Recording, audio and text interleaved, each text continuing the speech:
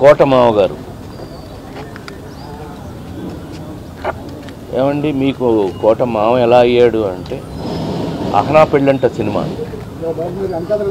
అహనా పెళ్ళంట cinema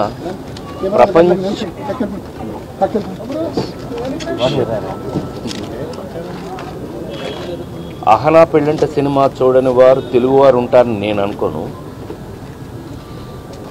మరి ఆనాటి నుంచి ఆయనతో సహచర్యం, ఆ నలుగురు,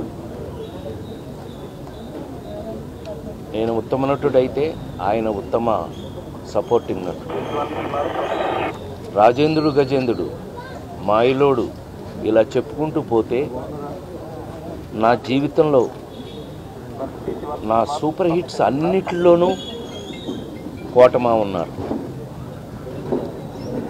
నాతో ఎప్పుడు ఎండబాయ్ అంత. నిన్న అమెరికా తానాకి వెళ్ళి వస్తున్నప్పుడే నేను అమెరికా నుంచి కూడా ఏంటి మా ఆరోగ్యం ఎలా ఉంది అంటే, అబ్బాయి నువ్వు ఇంటిరా అన్నాడు ఆయన వారం క్రితం.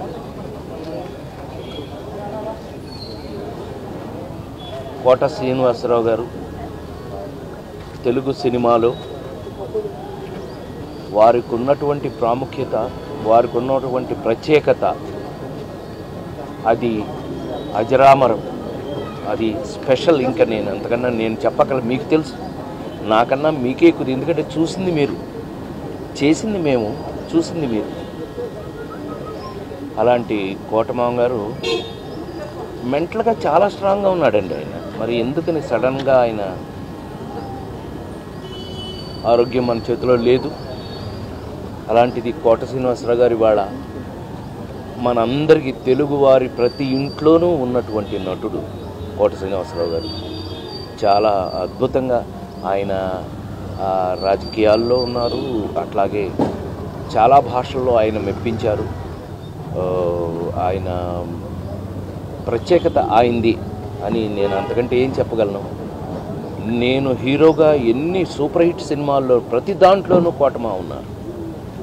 ఆ విధంగా ఆయన నా జీవితంలో ఒక పార్ట్ అయినందుకు వారిని ఇవాళ మనందరం వరుసగా. సో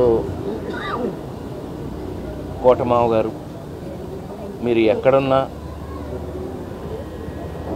మీ విలక్షణమైన శైలిలో అందరినీ నవ్విస్తూ, అందరినీ ఆలోచింపచేస్తూ ఉండే మీ నైజం ఎక్కడైనా ఉండాలని, స్వర్గంలో కూడా మీరు అదే పని చేయాలని మనస్ఫూర్తిగా కోరుకుంటూ, అహనా పెళ్ళంట మీ అల్లుడిగా